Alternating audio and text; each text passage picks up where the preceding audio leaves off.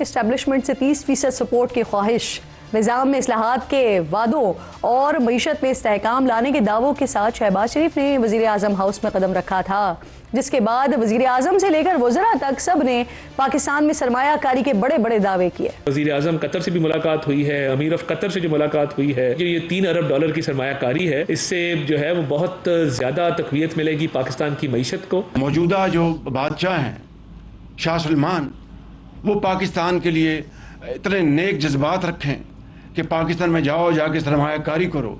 اربوں ڈالر کے ابھی معاہدے کیے، اپنا MOU سائن ہوئے ہیں۔ اسٹیبلشمنٹ کی مکمل سپورٹ کے باوجود حکومت کا بیرونی سرمایہ کاری کا کوئی ایک دعویٰ بھی حقیقت کا روپ نہیں دھار سکا ہے۔ اسٹیٹ بینک آف پاکستان کے حالیہ اعداد و شمار کے مطابق رواں مالی سال کے ابتدائی 4 مہینوں میں بیرونی سرمایہ کاری میں 82% کمی آئی ہے اور یہ کم ہو کر 21 کروڑ ڈالر رہی ہے۔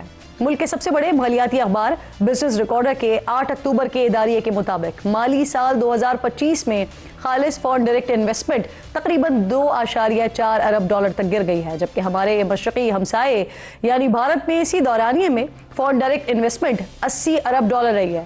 حالانکہ اس دوران وزیر اعظم نے سعودی عرب سے لے کر چین اور امریکہ تک مجموعی طور پر 35 غیر ملکی دورے کیے ہیں۔ اگر ان کو اقتدار کی مدت کے حساب سے تقسیم کر لیا جائے تو وزیر اعظم نے تقریباً ہر 15 سے 20 دن میں ایک غیر ملکی دورہ کیا ہے۔ امریکہ سے خطے میں سب سے کم 19% کی ٹیرف ڈیل کرنے کے باوجود برآمدات کا نہ بڑھنا، مفاہمتی یادداشتوں کا معاہدوں میں تبدیل نہ ہونا، FDI کا نہ آنا، حکومت یا شخصیات سے زیادہ اس سسٹم کی ناکامی ہے اور حکومت کو بھی اس بات کا بخوبی ادراک ہے۔ اسی لیے ملک میں SIFC قائم کی گئی۔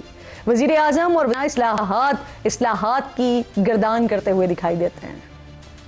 We have already started structural changes in Pakistan.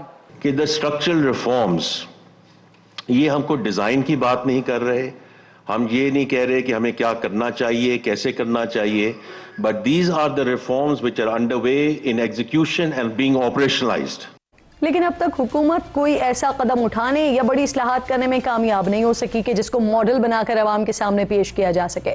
خبروں کے مطابق گورنر اسٹیٹ بینک تو اب یہاں تک کہنے پر مجبور ہو گئے ہیں کہ ہمارا جو موجودہ معاشی ڈھانچہ ہے وہ 25 کروڑ آبادی کا بوجھ اٹھانے کے قابل ہی نہیں ہے۔ مقامی سرمایہ کار پاکستان میں انویسٹمنٹ کرنے کے بجائے بیرون ملک سرمایہ کاری کر رہے ہیں۔